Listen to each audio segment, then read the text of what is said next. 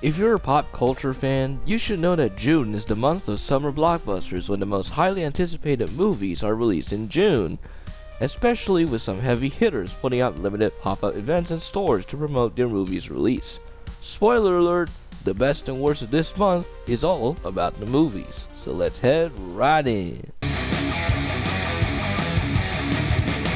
Starting off the summer blockbuster run is the Masters of the Universe limited pop-up store operated by Toys R Us located at Bucas Plus. And no, that's not the name of a streaming service.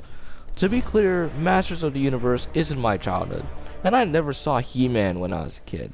It wasn't until 2021 in which I saw both the mature Revelation series and the CGI reboots Kids series. Months ago, I watched the sequel to Revolution, during the hype of the new He-Man movie. Now that context brought us here, in which I visited the Motu pop-up store while I was on my way to buy SS86 Starscream and Skywar. During my visit there, I bought the junior version of the Power Sword roleplay weapon for just $20. Singapore dollars, by the way. This will be relevant later, but speaking of 86 Starscream, as you may have noticed from my January review, I bought SS86 Thundercracker. But now, I finally got my hands on both Skywarp and Starscream, which both of them thankfully are released on general retail instead of being online store exclusives that I don't know how to use. Once the trio is complete, not only has it been a long time coming, but the SS86 Seeker mode, and I think everybody agrees with this, is a huge improvement over the Earthrise mode. In fact, they look like chug versions of the Masterpiece Seeker 3.0 mode, but without the shortcomings from the latter. Because goddammit, when was the last time G1 Seekers have a fucking waist swivel? Sure, it's not a full waist swivel, but it's better than not having one at all. Alt mode wise, they are also an improvement over the ER, despite the less than stellar undercarriage, but then again, you're not going to display your alt modes like this, are you? However, there is one major issue that I have with my Starscream copy, and it's that it has this paint blemish. 0 out of 10, get this figure out of my collection. Nah, I'm kidding. Genuinely, I think the Decepticon symbols on Skywarp need a white outline around it because on camera, they're barely visible on his black colored wings. Don't take this out of context, please. Hopefully Starscream's gray plastic doesn't yellow over time, unlike the collaborative Maverick, because 3 years since I got him, the plastic on Mav has become, oh no, a vast improvement over the Earthrise mode, and I'm glad that I skipped the Ladders mode. They're not perfect or anything, but comparing them to previous versions in the Chug line in general, there's no contest. 8 out of 10 for each Seeker. Just pick a color of your choice and start from there. Can't wait for the Coneheads. If you're fans of my channel in Singapore, you're familiar with me showing this local TV guide, only applicable in Singapore. If you're fans outside of Singapore, you can disregard this. As of the time of writing on the 28th of June, that day's blockbuster Sunday is Thor Love and Blunder. 2 weeks ago we had Thor Ragnarok. I know it may sound crazy with the Captain Marvel and Taylor Swift 3 years ago, but that same coincidence process happens that month as the day after Top Gun Maverick was shown on Channel 5. I watched Masters of the Universe in Bucas Plus, the same mall that the Motu pop-up store was located. Before the movie began, I bought 2 Motu figures from the store, which consist of movie He-Man in cartoon proportions from the Origin subline, and the movie Skeletor gimmick toy geared towards kids. Overall, had a fun time at the pop-up store for one last time, and the movie itself is surprisingly good. Not everyone will like the campy and light-hearted tone of the movie, but that is the movie's intent, much like the original cartoon back in the 80s. We'll get to the box office returns later because that needs some serious attention. To infinity and beyond! I know what you're gonna say. You're a grown-ass man and you still like Toy Story? Yes, and I have no shame on that. In anticipation to Toy Story 5, which in my opinion, there's no need for that, Toys R Us and Suntech made a dedicated shelf towards Toy Story merchandise, the same shelf that Mario Galaxy formerly occupied. While I was there, I bought the 12-inch Playscale Woody figure. Sadly, it doesn't have the pull string, but I don't mind that as my childhood Woody from Toy Story and Beyond doesn't have the talking feature. Yes, I'm more of a Buzz Lightyear fan than Woody. Sorry, Jesse. However, the articulation on this Woody makes it up to me. Speaking of Buzz Lightyear, the reason why I bought Woody is that I placed my order on a Buzz Lightyear talking action figure from the Disney Store. In terms of the packaging, it faithfully replicates the original spaceship box from the 1995 film, although I think the Signature Collection version does it better. Much like the Signature Collection, this Buzz Lightyear is everything, including the karate chop action. However, unlike the Signature Collection, this Buzz has less phrases than the former, but all phrases in the latter are voiced by Tim Allen himself. Now that's attention to detail. With Woody and Buzz ready for action, I took both of them to see Toy Story 5 after placing an order on another Toy Story character. I have a review prepared, but we'll get to that soon for obvious reasons. Speaking of another Toy Story character, guess who's joining Woody and Buzz? Is it Jessie? I wanted to, but no. Is it Lily Pad? Absolutely nada. Emperor Zurg? Yes. Like I stated before, I'm a fan of Buzz Lightyear including the lore, so it's logical to have Buzz's arch nemesis, the evil Emperor Zurg. The last time I had a Zurg figure, the toy version, not the movie version, is this Lego buildable Zurg figure from probably around 2010 during Toy Story 3's release. Finally, after 16 years, I got the toy version of Emperor Zurg from the same Disney store that I got Buzz. I didn't expect Zurg to be that big when I compared it to my Lego Optimus Prime, and if I were to buy the Armada Unicron, he may still tower over him by a slight edge. Who knows? Anyways, the figure itself is okay, but there are less features from Zurg compared to Buzz. The main issue from the Zurg is that his triple barrel ion blaster doesn't have a firing mechanism.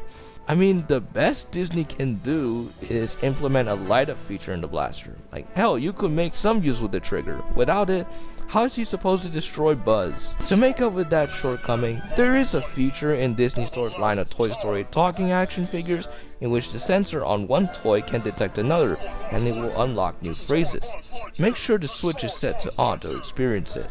Speaking of voice feature, unlike Buzz, I'm not sure if Toy Story 5 director Andrew Stanton reprises his role to voice this Zurg toy, because when you compare it to the voice in Toy Story 2, the vocal energy is different between the two voices. I might be wrong, so do let me know in the comments. Overall, as much as you would say that I'm too old for Toy Story, I would consider this moment to be a rekindling on my childhood nostalgia as a guy that grew up with Toy Story during my childhood years. Just remember to remove the batteries from both Buzz and Zurg, as it's advised not to leave them in the compartment for too long. Whew, that's a mouthful. But that's the power of childhood nostalgia. People can say that I'm too old for this shit, but sometimes you have to understand that kids have certain privileges that adults don't have anymore, and vice versa. If there's anything in your childhood that you wish to rekindle, go for it. It's your decision after all. Your Toy Story. Pun very much intended. Fuck you. Not every summer blockbuster can be a hit. There's no denying on that statement. When it comes to He-Man and Toy Story 5, both are disappointing on two different reasons. He-Man on the financial side, and Toy Story on the review side. Let's go through one by one, shall we? Like I've stated before, not everyone would like the campy, lighthearted tone of the He-Man movie, but that's not the main problem. Despite positive reviews from critics and longtime He-Man fans alike, the movie still underperformed at the box office. Shout out to Heel vs. Babyface for pointing it out, but Masters of the Universe as a franchise today does not have the massive appeal compared to other 80s properties such as Transformers. Sure, Motu was as popular as Transformers back in the day, but the issue with its dwindling fanbase is contributed by Mattel's failure in reinventing the overall story, especially with the negative reception with the original Motu movie from 1987 and the New Adventures of He-Man. Even if they made genuinely good attempts with Revolution, and the CGI reboot, they still failed to bring new fans into the franchise. Transformers 2007 worked because Paramount reinvented the core story of the franchise to appeal to new fans who are unfamiliar with Transformers, for better or for worse. Plus, giant robots are fucking awesome. He-Man sadly didn't, and that issue has been exacerbated with the changing trends on which toys kids want to buy nowadays. To further back this up, look at the majority age group between Transformers fans and He-Man fans. I bet that the majority age group of He-Man fans are much older than Transformers fans. No offense, but this is a sign of Mattel's constant failure at reinventing the Motu franchise. So here we are. Even if I like the Masters of the Universe movie, it's probably too little too late to release the movie due to the franchise's niche fanbase. Disappointed! Toy Story 5 is here for a different reason. If you had to ask me what movies do I find overrated, it would definitely have to be every Toy Story movie after 3. I grew up with the OG trilogy, which is why I grew up with Andy, Woody, Buzz, and even Zurg. Hell, I'm even a Buzz Lightyear fan growing up. Since everybody made a Toy Story 5 review and I'm probably falling behind, here's my bite-sized review of the movie sourced from my review from Letterboxd. Do follow me there, by the way. Welcome to another segment of